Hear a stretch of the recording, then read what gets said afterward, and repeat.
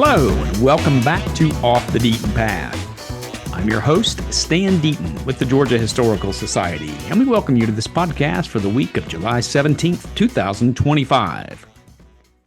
We are coming to you this week from the Dean's office here at the Georgia Historical Society on the 15th floor of the Jepson House, overlooking beautiful Forsyth Park in downtown Savannah. In this case, we're talking the Dean of Sports Writers. My very special guest today is former Atlanta Journal-Constitution sports columnist Mark Bradley, who joins me to talk about his 40-plus year career in journalism and covering the world of sports. Mark Bradley grew up in Kentucky and graduated from the University of Kentucky. He went to work at the Lexington Herald-Leader for 6 years before taking a job at the Atlanta Journal-Constitution in 1984. Since that time, Mark has simply been one of the best in the business. He finished in the top 10 of the Associated Press Sports Editors Writing Contest 4 times for columns and twice for features. In 1985, he won the Associated Press Sports Editors Award for Best Columns at the highest circulation level. He's finished in the top 5 of the U.S. Basketball Writers Association Writing Contest 8 times and won for Best Feature. He's been named Georgia Sports Writer of the Year by the National Sportscasters and Sports Writers Association. In 2015, he was inducted into the U.S. Basketball Writers Association Hall of Fame.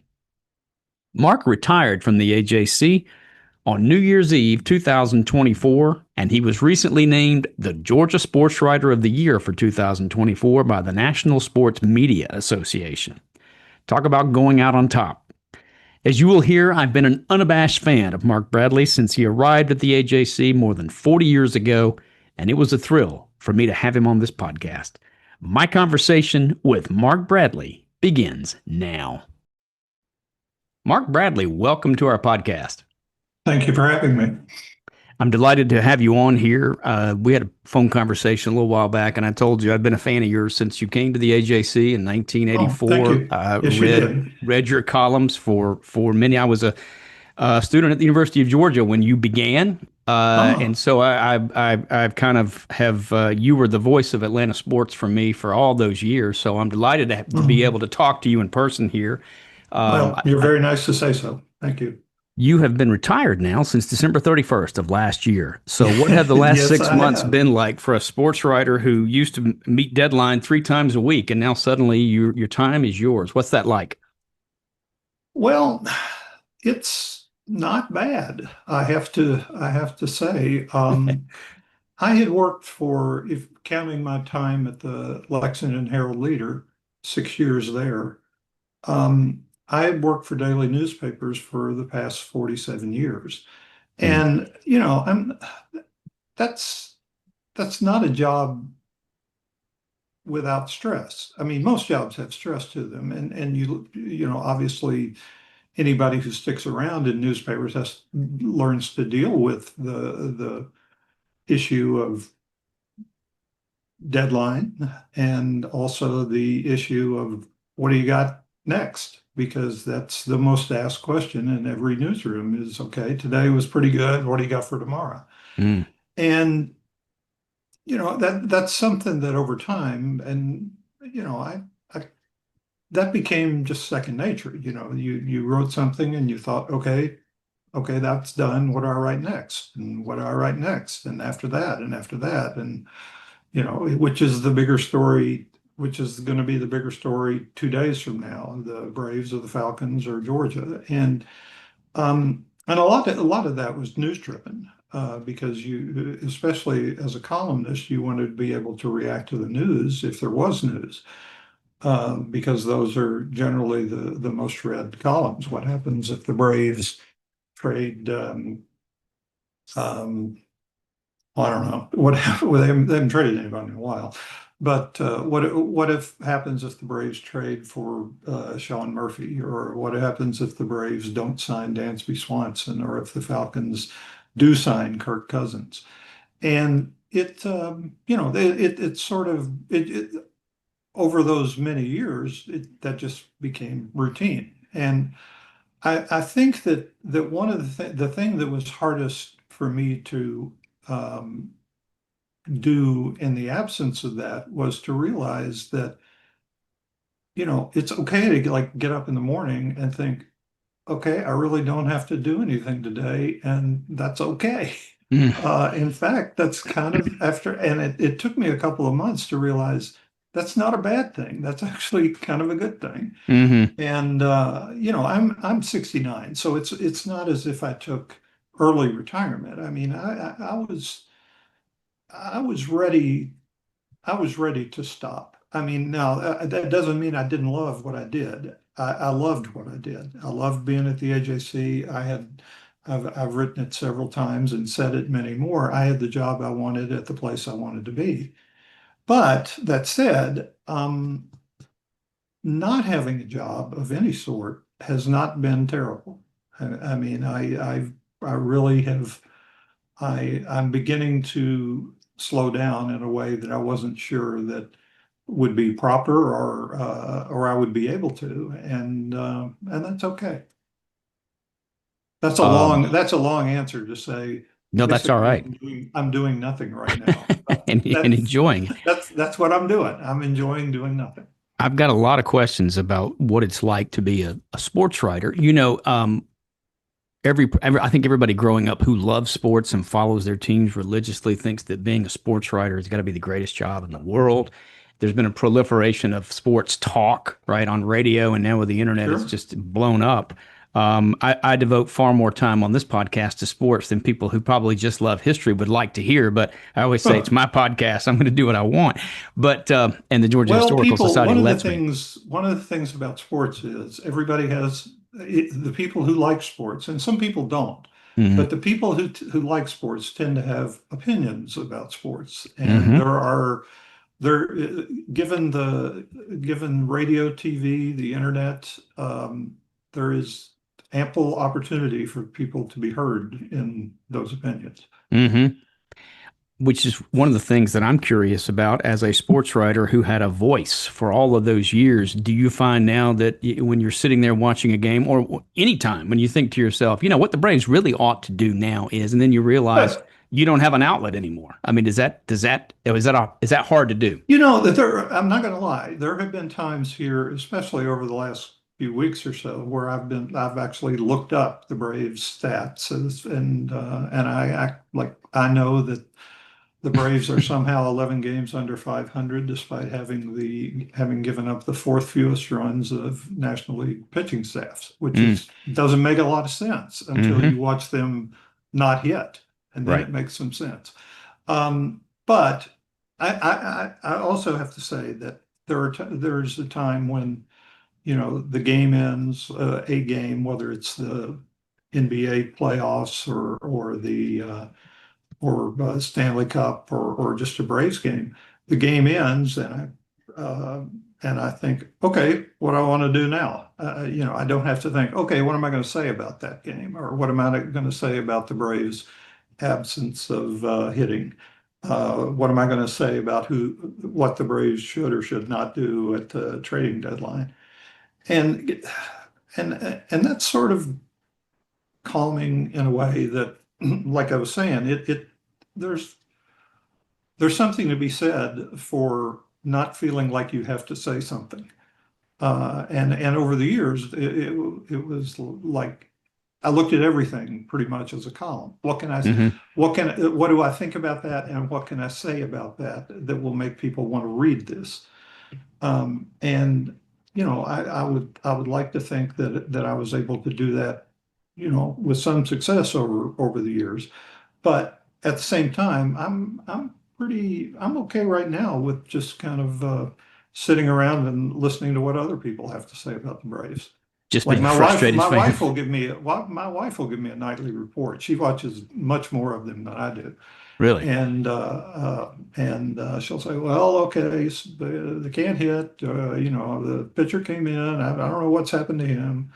I really liked Iglesias. I don't know what's going on, but yeah, so I hear all that, but I just I don't feel that urge because, as you said, I don't really have an outlet for it right now, and I know that it would be possible, given the way the world works now, to find an outlet. I don't know how many people would find it with me, but there's such a thing as Substack, and you can just put something up on Facebook and see what people react to it. Hmm. But I'm kind of trying to take, I don't know, maybe a gap year or something, and just I'm trying not to say anything about anything because this is new to me and it's kind of intriguing and it's, as I say, it's not unpleasant. So, and again, I don't want this to sound like, thank God that's over, because that's not the way I felt at all. I loved what I Hmm. did, and Hmm. I loved being. I mean, I could not have asked for a better career, and I'm very lucky to have been able to do what I was able to do, and I'm very grateful for that. But at the same time, this is new and this is different, and it's kind of refreshing. So a couple of things came out of that. One is so you do not watch every Braves game. You don't feel like you have to anymore. I follow Braves games. I Hmm. do that, Hmm. but I do not watch every single inning of every single Braves game. No, Hmm. Did you feel pressure to do that before? I do not do that. Hmm.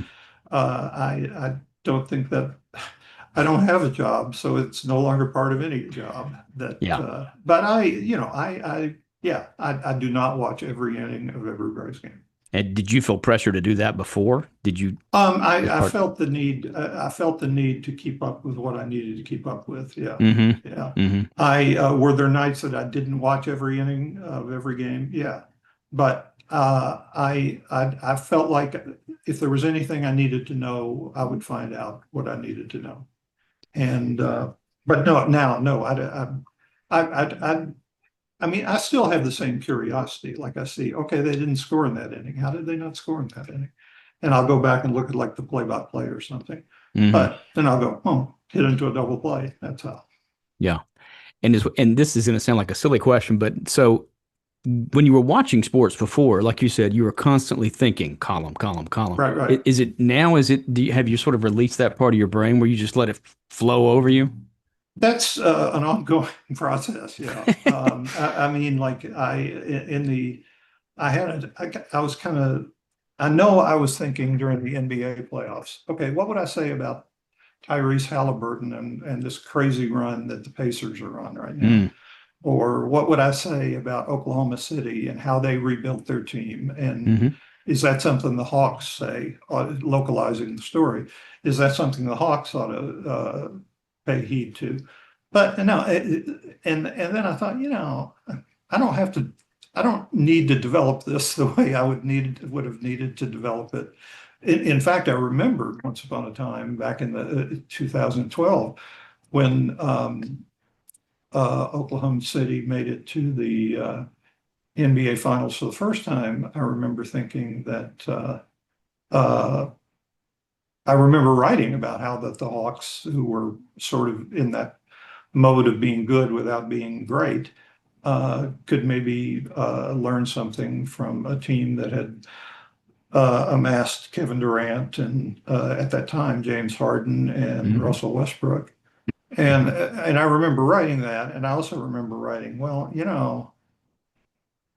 that might have been not might that might not have been the most thoughtful thing you've ever written, because generally speaking, if you have three players of that caliber, you're probably going to be okay. And if you don't, then you're going to be looking for players of that caliber. Hmm.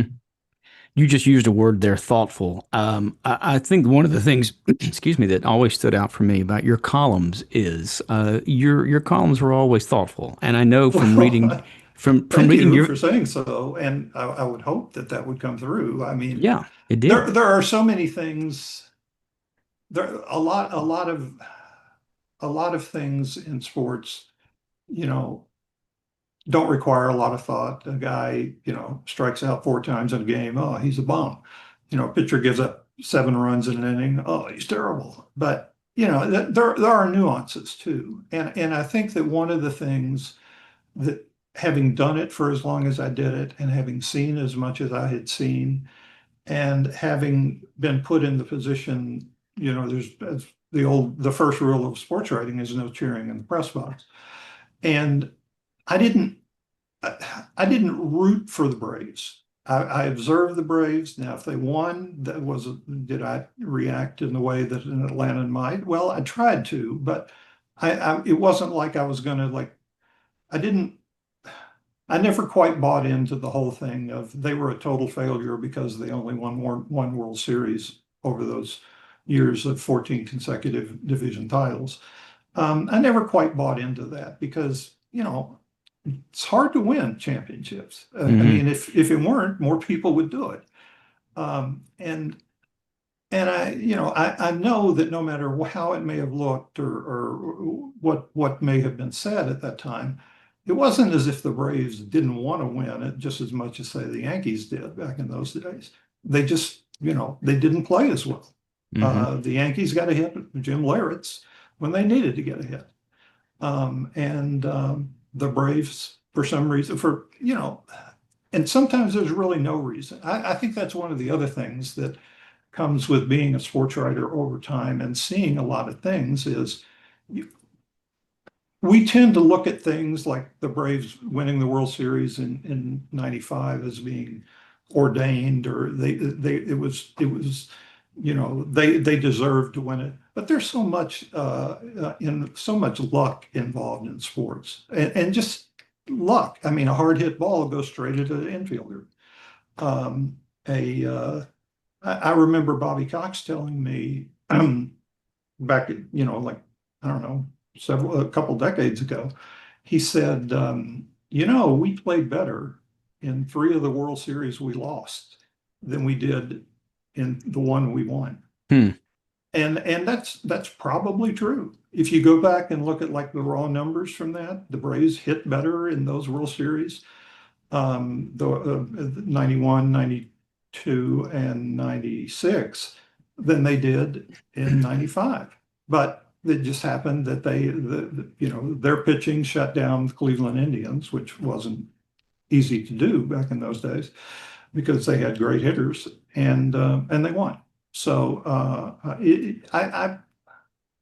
I think too that so as much as sports games require an immediate reaction for somebody who was doing what I was doing for a living. You got to write on deadline. You got to write something for tomorrow. You can't sit around and muse about it for 2 weeks. Um, I always tried to think, okay, there needs to be some perspective in this. Every loss is not the end of the world. Every loss is not a judgment of character or the lack thereof. Um, every loss is, every game has a loser. And now, does that mean that watching the Falcons blow a 28-3 lead in the Super Bowl was any less stupefying or incredible? No, it doesn't, because some things probably shouldn't happen, and that was one of them. And Hmm. that's you may be about to ask this question, but I'm gonna give you I'm going to give you the part of the answer right now. When people ask what are the most memorable things for me over my career, first thing I say is the Sid Bream Francisco Cabrera game in 1992. That's the greatest moment I think the greatest single moment that I saw in Atlanta sports history, and Hmm. it was, it's still I still consider it that. Now the second most memorable thing is 28-3. Yep. So it's like it was sort of like the flip side of here's your all-time greatest victory, and here's your all-time greatest non-victory. Hmm. So and they're both Atlanta teams. Now you may have been the one. I don't remember. You will correct me on this, but immediately after that Super Bowl loss, I think all Atlanta sports fans, not just Falcons fans, but Atlanta fans sort of felt like, you could see it coming. You knew it was going to happen. And when it happened, you were like, that encapsulates being an Atlanta sports fan since 1966. Did you write I that column think or was that somebody I else? I certainly I know that the first sentence of what I wrote for the next day was the Falcons just lost the most Atlanta game ever. So Right. yeah, Yeah. I don't know if I wrote that exact column, but I certainly wrote something close to it. Yep. But I'm going to tell you, I did not see that coming during that game, and I am pretty good at not just from bitter experience that I very rarely think a game is over, even if it is 28-3. Hmm. But that one, I mean, if we go back to that one, and again, I don't mean to give you a play-by-play from the Super Bowl of January 2017 or February 2017, but when it was 28-3, I thought there was a better chance that the Falcons would win 42-10 than than that they would lose, somehow blow this game. And if you Yeah. remember, that was late in the third quarter, and the Patriots were so up against it that they actually went for it on fourth down in their own territory, down 28-3. And if the Falcons stopped that play, they didn't, but if they stopped that play, they turn around and score again, and now it's 35-3. And that was how dominant they had been in that game. And, Hmm. and even as the rest of the game unfolded, even after the Patriots made that fourth down and started to score, they were scoring so slowly. They were, they ran so many plays that gained some yardage, but not a lot of yardage, that even then you thought the clock was going to run out on them, or I thought it was. And it wasn't until the second 2-point conversion or the first 2-point conversion that I thought, uh-oh. I mean, and I was doing like a live blog that day. Um, and I remember I kept saying, it's going to be okay. It's going to be okay. Or kept typing, it's going to be okay. And then I think I said at some point there was, uh-oh. But even after that, there was still the play that should have won the Super Bowl, the great Matt Ryan throw to that became the greatest ever Julio Jones catch that set them up for the clinching field goal that they managed to mess up. They Hmm. didn't even try the field goal. They they Yep. they were they got a penalty. They were sacked. I mean, they didn't. They ended up punting, and Right. the Yeah. rest is the rest is um, bitter history. And in some ways, I think, and I wrote this after the 2021 World Series championship, that, when Freddie Freeman recorded that last out and he caught that ball, you felt relief as an Atlanta fan as much as you felt exultation. There was a sense that, this can't be taken away from us. Now we did it. We put it away in the aftermath of that So Super Bowl. that was that would there. You just mentioned my third. Mm, There's my podium. yeah. Breams, Cabrera, 28-3, and the 2021 World Series, Hmm. because that was one that I did not think that was even possible. And I'm not sure when the Braves started the playoffs that they did either. Hmm. And I remember asking afterward, I remember asking Brian Snitker, at what point did you really think you all might do this? And he said, probably those first two games of the Dodger series, the Yeah. NLCS. And because that was exactly my feeling too. And not to sound like a smart guy, because if we had a recording of every stupid thing I ever said out loud in a press box, nobody would have ever let me continue as a sports writer for very long. But I do remember that night because the Braves had come. They lost the first game against Milwaukee, which had, remember they went into that postseason as the team with the fewest wins. They'd Hmm. won 88 games. The Dodgers and Giants had won 107 and 106, I think. Um, and yet the Braves started on the road against Milwaukee, and they lost the first game, and then they won the next three. And so now they're in the next round. And just by a total fluke. Well, it's not a fluke, but it was improbable that a team as good as the Dodgers that year would have been starting the next round on the road. But they Right. were, because technically they were a wild card team. They That's had right. finished a game behind the Giants, Yep. and the Giants had and the Giants were already gone. And the national and so it ended up being the Braves hosting the Braves as the division winner of a bad division. They ended up hosting games 1 and 2 of that series, and they won the first game in a close game, and the next night they won like the game that changed everything because that was the night Eddie Rosario made a good catch, and but that was also the night that Eddie Rosario hit a ball in the ninth inning that I felt like Corey Seager should have handled, and it was called a single, but it ended up being the game-winning hit, and the Braves got a walk-off victory. Hmm. And right before that, I had turned to Gabriel Burns.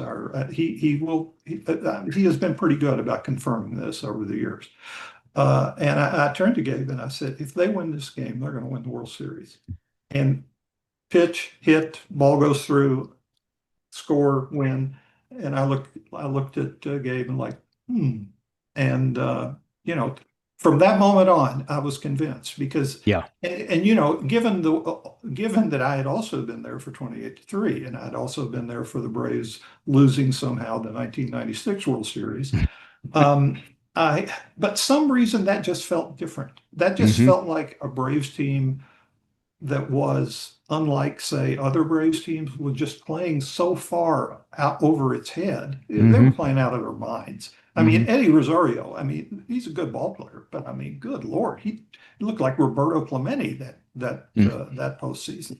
Yeah. And and even every one of the outfielders, the four outfielders that they had picked up, because they ran out of outfielders because Acuna got hurt, and they didn't have any outfielders. Hmm. And as the famous thing that Alex Anthopoulos told me was, we needed a lot of players. That's why they made so many moves. And they got Adam Duvall, they got Jock Peterson, famous pearl wearer, and they got Eddie Rosario, who became the most valuable player of the NLCS, and Jorge Soler, who became the most valuable player of the World Series. Hmm. So how does that happen? And Yeah. it was just like it was such a giddy experience that time. And I've just said that I don't root, and I didn't. I mean, I tried to stick to that, but it was hard to watch that unfold over those weeks and not believe there's something going on here that I don't know that I've ever seen before. And nothing will ever match for just sheer joy the worst to first Brave season of 1991. Hmm. But that October was just, and going into November was just like, it was almost like, are you believing this? Yeah. And by the time they got to the World Series, I never had a doubt, even after Charlie Morton had his leg broken in game one, Hmm. and they still somehow found a way. The big game in that one was game four, where I know I'm giving you way too much play by No, play, no, go ahead. but the game four where they were up 2-1, and they had trailed the Astros most of the game, and they had tried to go with a just sort of an opener, and that had not worked. But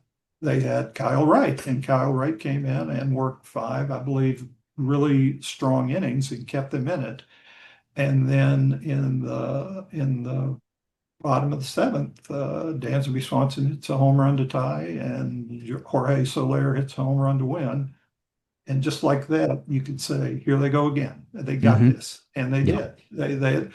We remember, if another thing we forget going into that was how upset, how the big problem everybody thought that was going to happen to the Braves in that postseason was the relief pitching was so shaky.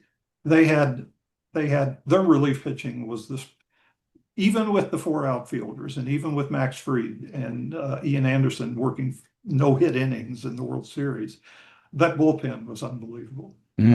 And the Matzik and Minner and all of them really. Luke Will, Jackson and Will, especially Will Smith yep, did not blow a save in the entire yep. postseason. He was the guy It that all everybody came thought. together. And It, yeah, and it's just that's another thing too about baseball is weird, yeah, especially yeah, postseason baseball. yeah, Over 162 games in 6 months, the better team wins. I yeah. mean, because it's a volume thing. Over 3 or 4 weeks in October, anything can happen. And those Braves, that was the one time for that anything did for those Braves. Yeah. It's all about timely hitting. And how many times have we seen great teams? You mentioned the 107 win Giants. I mean, when your bats go cold and your pitchers, and this is what happened to the 90s Braves, right? That trio of pitchers, they get in the postseason. I think that's what's so painful about those years is that they were the best team in the regular season. There was a high expectation of winning a championship, and that's what made 21 so fun. There were no Yeah. expectations, and they just were like kids overachieving, and you knew this was lightning in a bottle.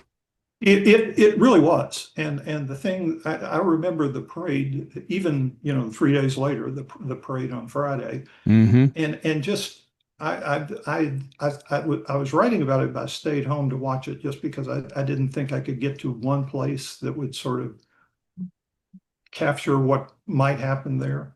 And I mean, just watching it like from like helicopter angles and stuff. I remember when the buses they left downtown and they pulled into the Battery, and it's like are people hanging off the sides of buildings out there in the Battery. I mean, where did all those people come from?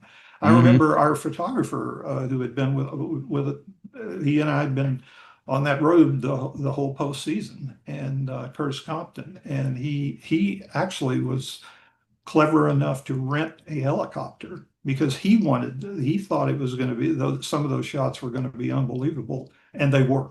I mean, it looked like it looked like a million people had filed into the Battery somehow on that Friday afternoon, and it was Mm-hmm. just it was just giddy, and it was like I say, it's I'm very happy that I stuck around post pandemic and was a part of that because that was a great experience. What is the difference between being a sports reporter who covers a team, let's say like Justin Toscano, and being a sports columnist like you? What's the prime for those of us who Being don't know? and the line has I'm not going to lie, the line has blurred some over Mm-hmm. time, Mm-hmm. but I think the beat writer covers the team. The A columnist gives his opinion about the team. The beat writer tells you what's happening and and why. But the columnist, I guess, ideally is supposed to tell you what it means. And and um, and that's the thing. We many times somebody would ask me, we'd have more than one person at a game, or sometimes we would have 6 or 7 at games. We had a big staff back in the day. And somebody would want to know what I was writing because, was it going to be, was it going to, could somebody else do a sidebar about that particular player if Freddie Freeman had a big night, say? And I would, in at times like the World Series or the Super Bowl or the playoffs, I would usually say big picture, meaning what does this mean? Because I felt like that was the thing that I was being paid to do is tell people what it meant.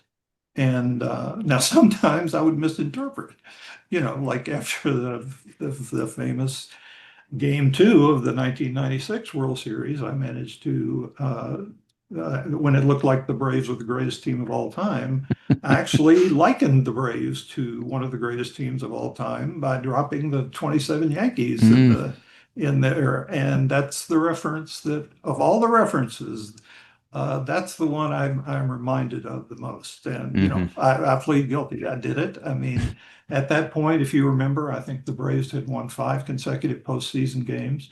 They were down 3-1 to the Cardinals in the NLCS.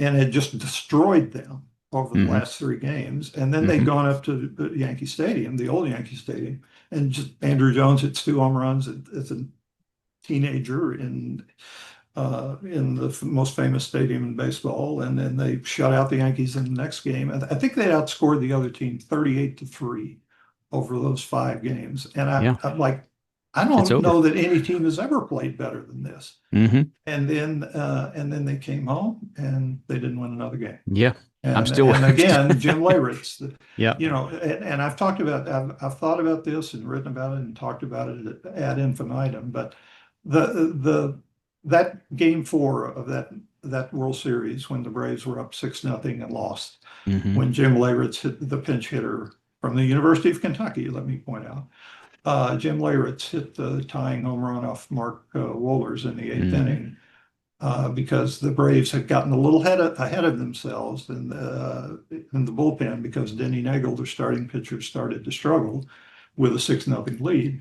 That they had to have Wohlers in the eighth inning as opposed to the ninth. This is the same guy who closed out the World Series the year before, and he gives up a home run on his third best pitch to Jim Leyritz. And every Chipper Jones has told me that, he and his dad had talked about it, and he said Jim Leyritz stole team of the '90s from you guys, and he did. The Braves, if they win that World Series, they're a dynasty. If they win Yep. that World Series, they're one of the greatest teams, and maybe the greatest team of the post free agency era. And if they win that World Series, who knows how many more they win. But they lost that World Series, and it took them until 2021 to win another. Yep. Yeah. That was devastating. I still sometimes think that we're, going to be able to replay that series and win this time. It was just Yeah, awful. that, but it's, and that's like I say, so much in sports, and you can't say that Leyritz hitting a home run is luck. I mean, he had hit it over the fence, but, you know, if that ball ends up 2 feet shorter, how many World Series do the Braves win? How do we Yeah. look at the Braves today? How do we look at the Sherholtz Cox era, the Chipper era, the Glavine Maddox Smoltz era? Hmm. And we certainly don't have the we can't say the thing that what a lot of people say about it, which is only one World Series, Yeah. because you get two and it's like things change. Yeah. Um, Unrelated to what we're talking about, but because we just passed July 4th, were you in the press box 40 years ago on July 4th, 1985 for that game? I was not. I was not. I was at home, and my wife, because she likes fireworks and was awaiting the Fourth of July fireworks, doggedly kept watching that game. And I'd like gone. I think I'd gone to bed, and she woke me back up and said, "You need to come out here and see this." And you're talking about the Rick Camp game, Yes, indeed. the where Rick 19 Camp hit innings. the home run, and Yeah, then who had never hit a home run to tie the game in the 18th inning, and that's then the right. Braves lost in the 19th inning. Not to name drop any more than I've already name dropped, but No, I please do. remember White Fowler, the Hmm. U.S. senator. He lived downtown actually, and I saw him afterwards, and he said, I remember we thought I was in my apartment and it sounded like we were being bombed because they fired off the fireworks at 4 a.m. 4:15 a.m. Yeah, that was a beautiful game. That Yeah, was yeah, yeah. that And that stands out. people forget that Dwight Gooden actually started that game for the Yeah. Mets, and back when he was the guy in baseball. And it only started like after almost a 3-hour rain delay, Hmm. and then it became just one of like, are you kidding me? Games Yeah. of all time. Yeah. I had a conversation recently with someone about would they do that now? Would they just let them play till I don't 4 think a.m.? so. I don't They think they they wouldn't shoot would. off the fireworks, I'm Yeah. pretty sure. But they I think there's a way they can suspend a game now, Yeah. and as opposed to playing it at 4 in the morning. But yeah, that yeah, that was weird. I want to talk about some of your early years at the AJC when you were there with people like Furman Bisher and Louis Grizzard. But before that, who were your mentors as you were coming along as an up and coming journalist? Well, actually, my mentor was at the AJC at that time. Mm. Dave Kindred. Hmm. I don't know that he was my mentor yet. He was my idol. He was at the Louisville Courier-Journal. He had been at the Louisville Times, the afternoon paper before that, and then he switched to the Morning Courier. We got the Courier in Maysville, Kentucky, and I spent just about every day after high school got out, sitting in my dad's office, reading the paper in the back, and I would read the sports section. And Dad loved Kindred.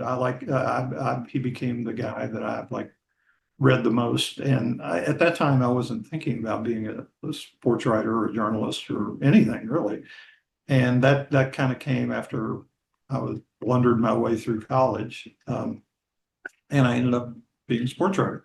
And I still have several folders of Dave Kindred columns from the 1970s in the basement in a file cabinet. And he was the guy. He went from the Courier to the Washington Post, and then he was hired here at the AJC, and I think January of '84, and I started here in March of '84.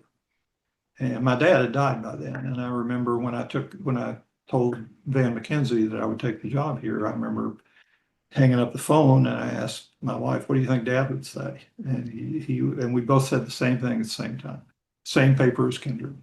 And yeah, I mean, he became my mentor then. I would call him like 3 times a week and talk for an hour just talking. And he was a great he I was one of many Kindred proteges, I should say that. I think John Feinstein would qualify as one. I mean, there are a lot of them, Hmm. but I think I'd be in there too. So Yeah. and I'm very proud of that. I mean, And what did he he's teach you? a great writer and a great guy. So and I'm sorry, say again. What did he teach you? I What's the don't I thing you don't took know. It away was from so him? much teaching, but it was like uh, he did have a list of rules that actually he didn't. I had gotten this when I was still in Lexington somehow. One of our people in Lexington had worked at the Louisville paper for a while, and Kindred had written like 17 rules for sports writing just to pass out to the other people. And she only had pages 1 and 3 of that. I don't know what numbers 9 through 14 were, but I remember number 1, which was your lead on your story should be the first thing you tell your best friend if he asks you, "So how was the game?" And that I've tried to go over that, or I tried to stick by that over the years. Like, sometimes we get caught up trying to, and I was particularly guilty of this, I'm sure, of trying to be wordy and flowery and to overwrite. But sometimes you just have to say the obvious. And I remember when the Falcons lost to the winless to the 0-13 Indianapolis Colts in 1986 on a block punt. Uh, that the Colts had almost blocked the punt, the first punt they took, and then they got off a good punt, and it was called back for uh, it was called back for a penalty downfield. One of the Falcons guys, coverage guys, got into a little. I think he shoved one of the Indiana guys, and it was like, okay, unnecessary roughness. So you risk losing the game on an unnecessary roughness penalty with 45 seconds to go. Okay, so they had to punt again. Blocked that punt, ran it in for a touchdown. The winless team just beat the team that was trying to hang on to get to the postseason.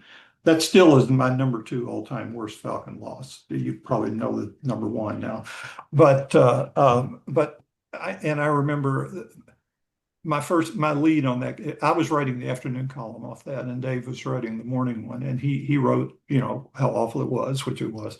But I remember my first line was, "This was the worst." That's it. This was the worst. And he told me afterwards, he said, your leave is better than mine. He says, and I thought, oh, well, I learned from you. So, but yeah, that was one thing. Hmm. I tried to get to the point, and um, I didn't want anybody getting to the third paragraph thinking, okay, what's this one going to be about? I wanted it to be as plain as it could be, because the one thing that you do learn over time is the fewer chances you give a reader to stop, the better off you're going to be. I think that the Elmore Leonard, the great mystery writer, somebody once asked him what was the secret of his success, and he says, "I try to leave out the parts that the readers skip over."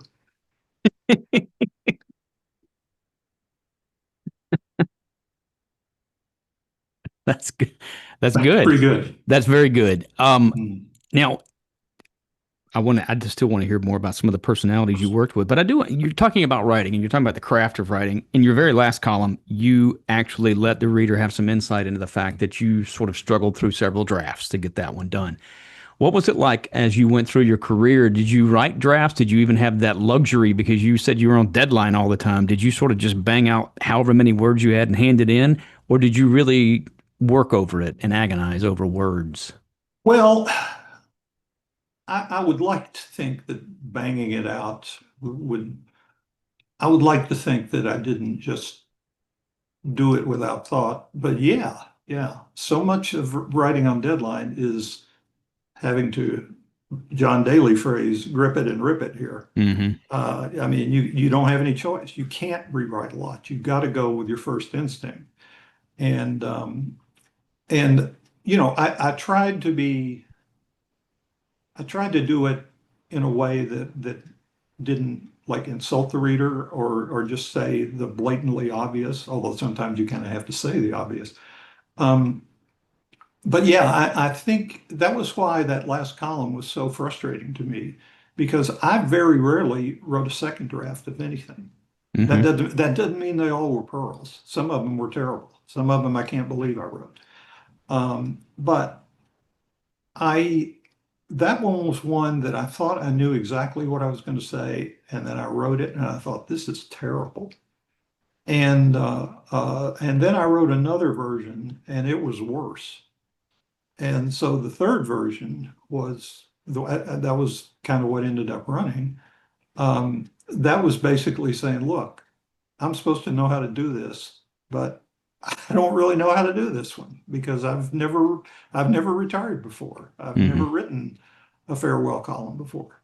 And so that was I don't know how good that was, but I felt like it was something that I could read and not be embarrassed by, because the first one wasn't really embarrassing, but it just was, it was what I just said. I'd overwritten it.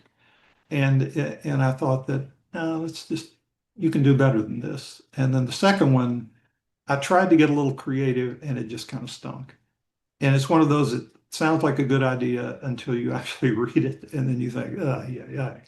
So, but the third one, I was at least able to look at that without feeling the need to vomit. So I hope it was okay. I mean, again, that was new to me. I had never written that, and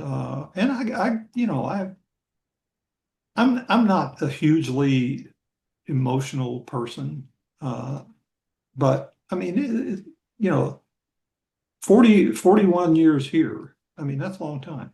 And I mean, and I think that over the last few years, I had begun to realize just, because sometimes you're never sure. I never assumed that anybody was reading everything I wrote or anything I wrote. I just, because, you know, they're not duty bound to read the sports columns in the AJC or any paper. But, you know, I think that one of the things that I realized in the latter part of my years here was that, like, there are people who have read had read me since, I got here. And I think you said you remember me from when you were at UGA. And I know, Jeff Dantzler, the great Athens broadcaster, the smartest guy on Georgia football history, Georgia sports history since Dan McGill, who was his mentor. But Jeff Dantzler has told me that he would read things when he was in high school and cut out some of them, and I'm like, well, I was kind of doing that with Kindred too. So, and I mean, and I think over time that just I started to realize, maybe you have had an effect here, and I mean, I would hate to think that I didn't have some tiny effect over 40 years, but I have to say I was overwhelmed by the reaction to the farewell because I just felt like, I mean, I got so many emails there, and not one of them said, good riddance, I always hated you. Because I'd gotten a lot of those over the years. Yeah.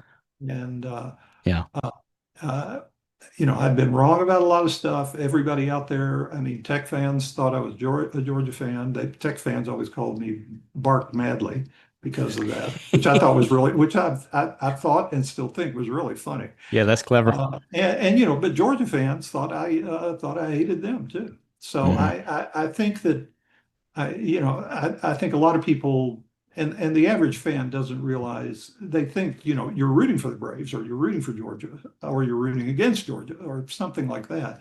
But that's not the way I grew up, in the era of no cheering in the press box. Now, the lines have blurred a little bit. Well, maybe more than a little bit over time. And but I I tried to be fair. That's what I tried to do. I mean, and if I was going to be critical of Paul Johnson for something, then I probably needed to be critical of Mark Richt too, and or vice versa. And it just I didn't look at it like, boy, my team won that one or my team lost that one. I looked at it like, one team won and one team lost, and I get paid to kind of sort it out as to what happened and what it means. Did you ever have a beef with any player or manager across all those years Once or because of something twice, you yeah, wrote? Yeah. once or twice, and maybe more than once or twice. I Bobby Crimmins was never a big fan of mine. I heard this story last week. I just now heard it, so it's fresh in my mind. Mike Finn, who is the who is was the Georgia Tech SID back during Crimmins' years, told me that Mike is a Catholic. I became a Catholic in 2009. Mike and I have been to Mass on the road at some events like the ACC tournament I think we went actually somewhere he was working for the ACC and I think it was the college football playoff or something. And so anyway, we've been to Mass a few times on Saturdays on the road. And, and he's still in contact with Grimmett. And he said, "Hey, Mark Bradley's Catholic now." And Crimmins said, "You got to be kidding me." He might have used another word there. He said, "You got to be kidding me." He goes, "Now I'm going to have to pretend like I like the guy." That's called So, holding a grudge. He's no, been well, I gone a mean, while. he felt like that I was unfair to him, and I know that um, I didn't think I was, but I'm not looking at it through the same prism that he is or Yeah. his family or friends. So I mean, I understand, that people get upset, and Paul Johnson got upset with me a few times, Yeah. but and I don't think Mark. I don't think I'm on the Mark Rick Christmas card list, but that's part of the job. And Yeah. And you never held back because if of you it. don't say what you think, then you're not doing the job that they hired you to do. And I'm guessing at no point did you ever stop as you pause as you were typing and think, "Oh, what's that manager, that coach going to think about what I'm saying?" They may Tried cut. not to, Hmm. tried not to. Um, but being human, yeah, you would.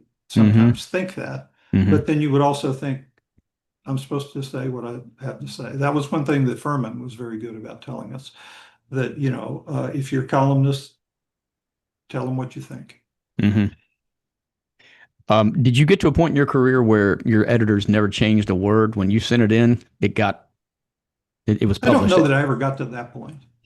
I would like to think that I was clean enough in my copy that they didn't need to change a whole lot. Mm-hmm. But and I kind of came around a little bit on editing over the years. I mean, when you start, you think every word's a pearl, and you think, how dare they do touch this?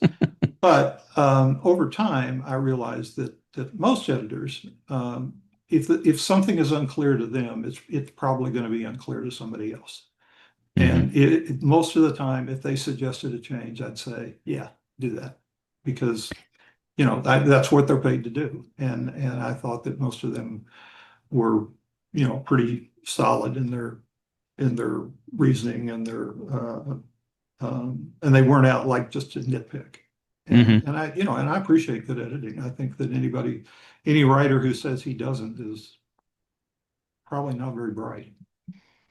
Was Furman Bisher one of your editors, or was he He just a was fellow not. columnist? Furman was a writer, Yeah. and but I mean I remember the first year I was here, I asked him if we were covering a Clemson, South Carolina game a couple days after Thanksgiving. This was when Clemson was really good, but yet South Carolina, I think, had been like 10-1 or 9-1 in that season, just kind of out of nowhere. That was that was like the best South Carolina team in memory and maybe ever.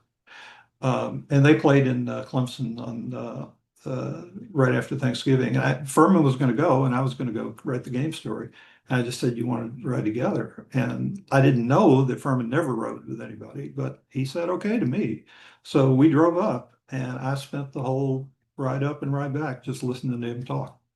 And it was great. It was like hearing. One of the first things he said was, "Yeah, I remember meeting Sandy Koufax when he was a rookie in Dodger camp." And I remember, okay, Sandy Koufax was in Dodger, and I remember a little bit about Sandy Koufax. And I said, so Furman Bisher met Sandy Koufax before I was born. So, Mm. and Furman, I mean, he was very complimentary of me, and I just, he and Kendrick were different sorts of writers, but I paid attention to Furman too. He was good to me. and Mm-hmm. and great writer. I mean, no question. He could. The, Sometimes in the business we think of people who are good reporters and people who are good writers. I mean, they were sort of writerly writers. Mm-hmm. Furman was a writerly writer. He could Mm-hmm. he could turn a phrase. Yeah. You were at the AJC with people in the '80s who became quite famous in Georgia as writers. One of them was Louis Grizzard, who I don't think was Right. writing sports at that time. He He he was was he not. was, he was already onto his column by then, I guess. He Did, was. did you ever have any contact with him, or was he I mostly had very forwarding it little in? contact with him because Yeah. he didn't come in the office, Right. and but he was very complimentary of me. He once wrote a nice thing in the paper. This was when I was having the AJC mailed to my mom so she could read stuff. And she read his column before I did somehow. And she said, "Oh, this guy really likes you. You need to tell him thanks." Well, I told him thanks. And I remember we sat together during the couple of the Braves postseasons in the auxiliary press box, and it was fun to watch him because he had a routine like none of the others had, because Mm. he would like type something out on a typewriter, and we had moved on to like Radio Shack word processors or something at that time. But he Mm-hmm. would type it out, and then he would pick up the rotary phone, and he would call his personal assistant and dictate it to her, and she would put it into the computer and send it to the newspaper. Mm. So I'm like, boy, this is pretty neat. But he was nice man, nice guy, and he was, I was not around him a whole lot, but I'm really glad that I got to see him at work in those occasions, and I really appreciate what he had to say about me. Another guy who was there, completely different department, not sports at all, was Ron Hudspeth. Oh You ever yeah. cross with him? I not a whole lot. I mean, he would come in the office occasionally, and Mm-hmm. but I didn't have a whole lot of dealings with him.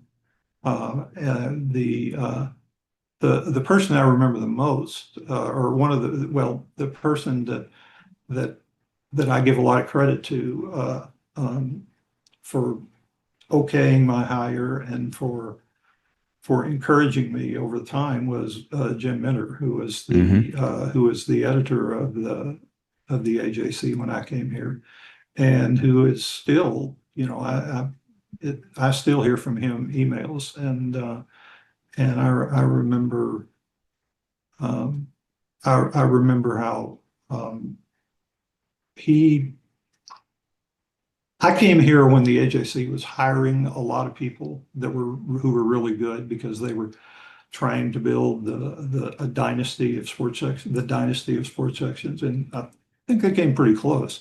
But I wasn't one of the bigger names. I wasn't a kindred, but Mr. Minter always he was always a fan, and I always appreciated that. And um, you know, great guy. He scared me for a long time because he didn't say a whole lot, but I would say that he had a great influence on me too. Did you ever see Celestine Sibley? Oh yeah, yeah, I saw Mm-hmm. her. I Mm-hmm. don't know that I ever had a conversation with her, but yeah, I saw her. Mm-hmm. She came into the office.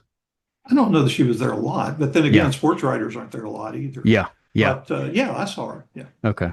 Yeah. Um, and that was a really golden era, I think, at the You AJC. I know, mean, you. it was an era before the internet. It was Yeah. there were there were no you could not log on a computer and look and read the AJC or any publication online. So Mm-hmm. people got their news and their columns by subscribing to the paper. Mm-hmm. Yeah. It was certainly your career. I was going to say it really straddled two different eras. Well, in 2008, I think it was, our editor at the time, Julie Wallace, um, she actually took me out of sports, uh, and Jeff Schultz too, also a sports columnist. And she said, okay, you guys are now in a group called Opinion Insight. And I think that's the correct term. It's either Opinion Insight or Insight Opinion, but it was one of the two. Anyway, I think it was OI. Anyway, and she said, you are now to think of yourselves as bloggers and not columnists. Now, we still wrote columns, and some of those were used as blog posts. But for that first year, everybody who was in Opinion Insight, whether it was the radio TV guy, Rodney Host, who's still there, and like the Peach Buzz person, who was, I think, Jennifer Brett at that time, and Jim Galloway, the political insider, and even the food critic. I mean, we had an interesting selection, but she wanted us to make our mark as bloggers and as internet friendly. And we did because we were told you have to post 3 posts a day, 5 days a week. Now that sounds hard, and it was but it was also kind of fascinating because I was putting up stuff. Some of it was halfway decent, some of it was outright terrible. But I mean, your quality control goes down when you're posting 15 things a week as opposed to Mm-hmm. three. Mm-hmm. But it was a time where you kind of learned what worked in the internet era and what did not. For example, if you were like writing a column just for the print paper back in the day, and somebody said, hey, how do you feel about going to Falcons training camp today? And I said, yeah, I can do that. And you go out there and you think maybe I'll write something on the long snapper, just kind of a, offbeat story, just something to write. That you don't do that in the internet age because those sort of cutesy stories, they don't resonate on the internet. What Hmm. resonates on the internet is you saying Falcons need a new long snapper. This guy's terrible, or Hmm. something like that. I mean, Yep. opinion tends to resonate, and because you can get the facts and figures and from different places. But I think that one of the things that has remained consistent over time is that in a time where much has changed, that people still for the information and coverage of their local sports teams, they still tend to go to the local newspaper outlet, even though it's no longer only a newspaper. Hmm. And that's one of the reasons that, I think the AJC is still in business. Hmm.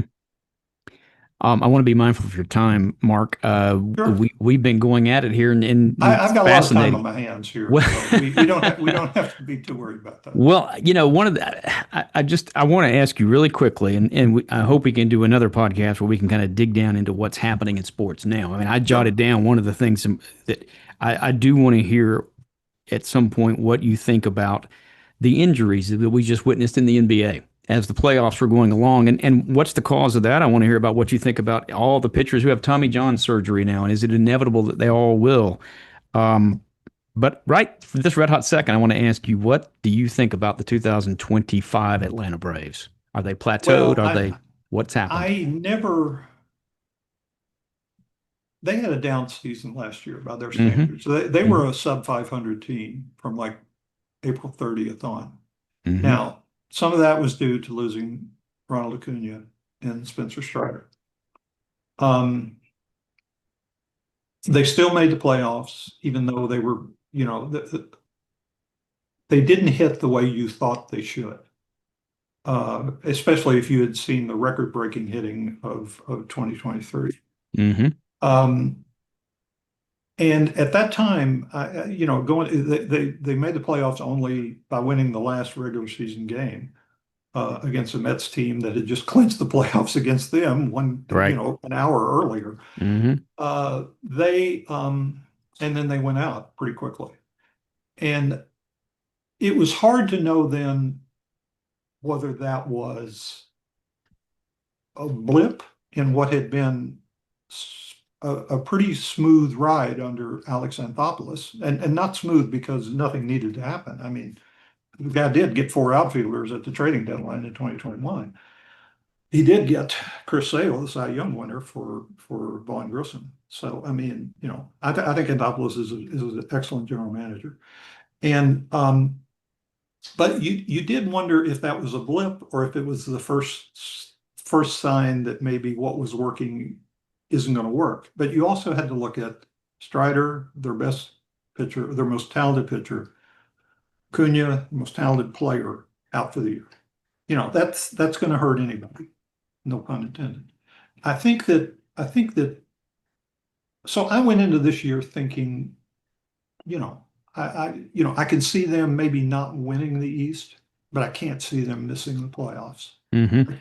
And if you had told me they'd be 39 and 50, I would not believe it because I just, and again, they're not hitting, and their pitching has actually been, especially given how many pitchers are out right now, their pitching has actually been pretty good. Now, I Mm-hmm. mean, better than pretty good. It's much better than league average. And I'm kind of an old school pitching guy. If you can pitch, you can win. But they just have not hit the way that you would expect them to hit.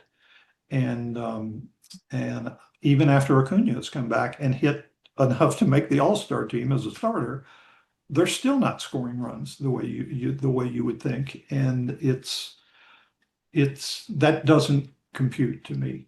And I think, it's going to be interesting to see if this keeps up. And there's a part of me that still thinks, this is baseball. Weird things can happen. They turned it around in '88, although I don't know that they're '98. I'm not '88. They didn't turn anything around in '88. They lost 106 games. What I meant to say was in 2021.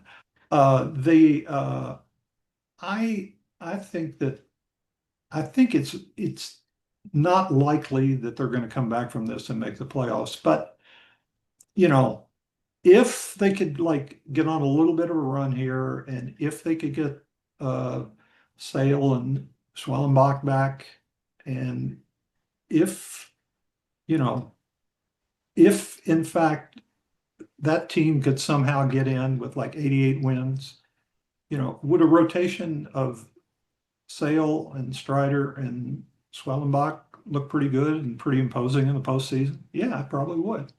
So I don't want to say I am absolutely certain that nothing good is going to happen, but I am very concerned and surprised that they are where they are, because they just, it looked like after they swept the Mets, you thought, okay, here they go. And I think they're 5-12 since then. They didn't go anywhere. They went backward. And I Yep. didn't, and again, that they're having a hard time filling out a rotation now without Sale and without Schwellenbach. But the greater issue is that they just have not scored runs. And I think they're like third from the bottom in the National League in runs. Uh, And you mentioned Tim Hyer, who's a new batting coach this year. Why haven't they fired him? Is there any benefit to that? I They let the third base coach go, but not the hitting coach. yeah, I'm not going to lie. I've just said that I'm trying not to have opinions, but and trying not to think too hard about things. But have I thought about that? Yeah, that maybe a hitting coach change. But I think it would be interesting to see if this next week continues without something, an uptick. Mm-hmm. The All-Star break, I mean, they've got some time on their hands there to think about this. I know they're going to, the game's going to be in Atlanta, but they can have two thoughts in their mind while watching the All-Star game. And I don't know. I mean, I think that the move to pull Kevin Seitzer after one down year um, was sort of un-Anthopoulos-like. I mean, it just felt like kind of doing something for the sake of doing something. Um, and now it doesn't appear to have been quite as good as his decision to get Eddie Rosario and Jorge Soler and uh, Jock Peterson in July of Yeah. 2021. Yeah. So Yeah. yeah, I don't know that firing the batting coach or firing the offensive or defensive coordinator ever has the effect that people think it would. Yeah. But I think it does get people's attention. And I and again, you can't, it's the old line, you can't trade all the players, Right. but I do think that Ozzy all Ozzy Albies, I thought, for the longest time about the Braves, my staple line was, if Ozzy Albies is your fourth best player, you've got a great team. And for a while, he was their fourth best player and a really good one. Yeah. But now he is fallen off to the Yeah. point where he Yeah. doesn't, you would hate to give up on a guy so young, and I don't think they will, but they have to be concerned, the same as they have to be concerned about Michael Harris, who is Yep. much younger and clearly a major talent, but just is not hitting. Yep. And if this were any other team, the Baltimore Orioles did it earlier this year after having a great year. Washington just did it with a manager, I think, who had long tenure there. And you know what I'm talking about. I mean, Yeah, any I know other what you're team and talking any other about. general manager, Brian Snitker wouldn't be there anymore. Well, I think I don't mean to put you on the spot and say, do you no, think he you're not deserves to putting me be on the fired? spot. No, I'm going to answer the question. Yeah. I think I can tell you that Terry McGurk, who is the chairman, Mm-hmm. is on record and went on record a long, long time ago. This was back when Brian Snitker had never managed a Braves team that finished with a winning record back in Mm-hmm. 2017. He said Brian Snitker is the kind of guy you build statutes for because he had meant that much to the organization. Yeah. And now Anthopoulos did not hire Snitker. Anthopoulos inherited him after the John Hart, John Coppolella regime was pushed out. And in fact, if the Coppolella Hart issue had not come up in October of 2017, I would say there was a 50-50 chance the Braves would have changed managers and gone away from Snitker that year. But what happened was they had just had so much forced upheaval because Coppolella had been accused of breaking rules in the international talent market and would end up being like suspended and banned for life, which has since been rescinded. But they had just lost the two guys who were in charge, Hart and Coppolella. And I think the Braves I think what they wanted to do was go into the next year with this little and try with some sense of like stability. And that next year was the first of the 6 consecutive division championships. So and even last year in a non-division championship year, the Braves still made the playoffs. Mm-hmm. Do I think that one down half season should be cause to fire a manager who has managed with such success? Maybe in a perfect world, no, but do I think that that would be a possibility if it were someone not Brian Snitker, who is very well liked by everybody in the organization and is respected by players, I still believe. I also think that they know that Brian and I are almost exactly the same age. He's a month younger than I am. So I know that he's going to be 70 very soon. And I think that there's a pretty good chance that he will retire at season's end. And I think, I don't know that for sure, but I would not at all be surprised. And I think that unless they just go like 0-30 over the next few months, which is not going to happen. Even the Colorado didn't go 0-30, came close.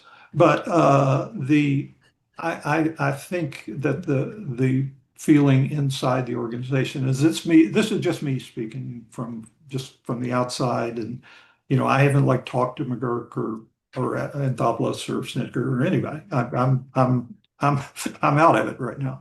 So, but I think that they would really, really like to be able to give him a send off in September or October, or as opposed to, our next road trip. Well, you don't need to go. Yeah, I don't think that. Yeah. I think that there are some people that you would want to give every benefit of the doubt, and I think that Brian Snitker is one of those people. Yeah, I mean he's a good guy, and I think he has been a fine manager up until this year. Now, again, he can't go up there and hit for guys. Yeah. But and he hasn't figured out how to manage. Can he change the lineup and maybe not have Marcell Ozuna as his DH every day and have the guy who's not catching that day be the DH? Yeah, he could do that. Well, they did that Sunday. It didn't work. They scored one run, but I don't know. I mean, it's a tough one because whose fault is it? Is it Anthopoulos' fault for hiring these players who looked like 2 years ago the greatest offensive team in the history of baseball? Yeah, and I'm not. That's not hyperbole. No team absolutely. had ever slugged 500 in a year. Yeah, no team had ever hit more than the homers in a year. They were a historically good offense. Yeah, up and down the line. Now they just can't hit, and I don't know why that happened, and I don't know what you do about it. But I would think that the chance of changing a coach would be greater than the chance of changing a manager right now, just knowing the Braves. And so, two questions I have for you, real quick, about this. If let's say the Braves finish 500, which they could certainly do, they could certainly play well enough over the last half of the season to finish at 500, and Brian Snitker does retire. Do you think anybody on the current staff, like Walt Weiss, will succeed him, or do you think they will go outside completely? Well, let's see. Didn't they just hire a third base coach who had been a manager before in major Yep, leagues? Yeah, yep, I yep. know that was a Yeah, weird move to me. that was That was strange. like, Yeah, yeah, that was, and I like Freddie Garcia, yeah, and but that didn't and I work. know that Freddie was fired. Freddie was fired because they had started to tank, Yeah, and nobody could have won in that situation.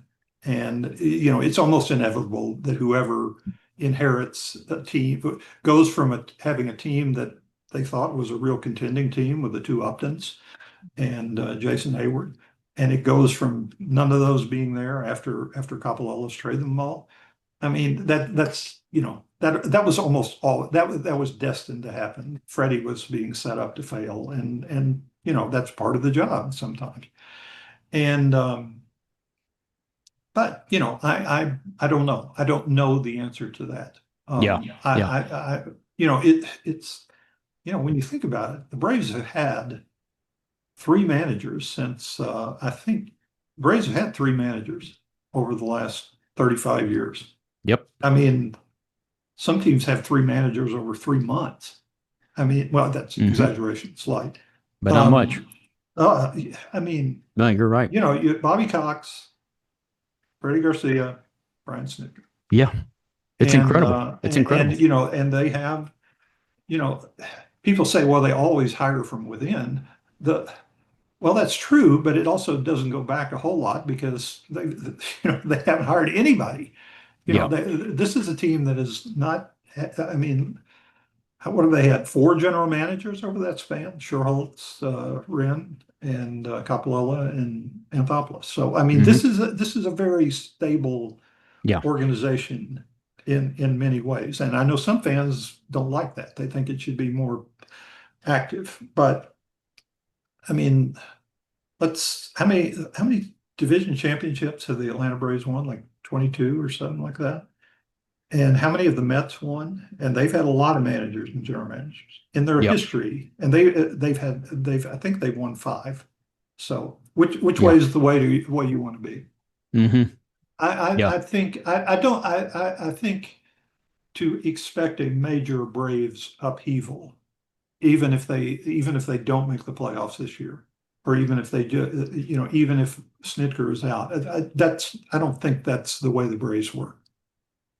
You can't see them, for instance, trading Ronald Acuna in order to get a haul of I prospects. that is not going to happen. Hmm. I that Hmm. is I mean now you just saw a pretty good example of what happens when you trade a talent of that level, and there aren't many. The uh, the Washington Nationals traded Soto and ended up getting two All-Stars this Right. year for him, and Yep. another player that they think is of All-Star caliber. So Yeah. they actually got pretty good value for a guy who was, they thought, going to be a free agent, and Yep. who indeed became a free agent and the most expensive free agent ever. But their GM and manager just got fired too, That's because right. they're Yeah. losing games. Yeah. And there is no way that the Braves are going to sit there and think there's a way we're going to win more games without Ronald Acuna Without Ronald. than Yeah. than than with him. There is no way they're ever going to think that, and there's no way that they're ever going to say we can get a better player than Ronald Acuna, because they can't. Yeah. Yeah. And we could talk about them letting other great talent walk away, like Freddie Well, and that's a little different. yeah, That's a I little know. different too. Yeah. Yeah. And those talents were on the other side of 30, Yep. and they got big offers. And I think that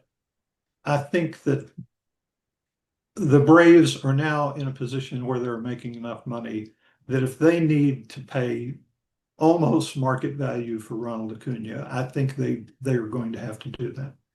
Yeah. I mean, that may, they may not have done it with Freddie Freeman. They may not have done it with Dansby Swanson or Max Fried, but they're going to have to do it here. You heard it here. Well, I don't know. I could be wrong. I hope. I'm wrong I hope. No, I hope you're right. I hope you're right. I'm And wrong Braves a fans lot, everywhere, so. I think hope you're right, Yeah, because I think yeah. we're I'm the guy tired of that's seeing likened the Braves to the '96 Braves to the '27 Yankees. So. Well, yeah, but I think we're tired of seeing, and I think they know. There's a point at which you have to, and they've certainly spent money at first base. We saw them do that with Matt Olson. So, listen, Mark, I'm not going to take any more of your time. I hope there'll be a part 2 and then beyond on this, because there's a lot of sports to again, talk I have about. time on my hands, And so you're don't say that if you don't mean it, yeah, because I'll call I you. know I will. I enjoyed it. Well, listen, I appreciate everything you did across 40 plus years as a sports writer. You did make a huge difference in a lot of lives and inspired people to not only follow sports thoughtfully, but to also your writing. You were one of those as well that you talked about, who was not just a great sports guy, but you were a great writer. And I deeply appreciate your time coming on this podcast. I appreciate you saying that. Thank you very much. My thanks to Mark Bradley for joining me on this podcast. The hardest working producer and engineer in show business, the producer of this podcast, as well as the czar of our Tallahassee office, is our very own and indispensable Brendan Cannonball Crellin. You can find our podcast anywhere you can find podcasts, including YouTube and YouTube Music. You can also find Off the Beaten Path on the podcast app on your phone, and I would ask you to please leave a review on the Apple Podcast app, which would be most appreciated. Be sure and like Off the Beaten Path on Facebook as well. Learn everything about the Georgia Historical Society at georgiahistory.com and the Georgia History Festival at georgiahistoryfestival.org. Please also visit the official Off the Beaten Path website at deatonpath.georgiahistory.com and treat yourself to my videos, my blog, and similar podcasts wherein I talk to great writers like this one. Stay safe, stay strong. I'm Stan Deaton with the Georgia Historical Society. As always, thank you for listening.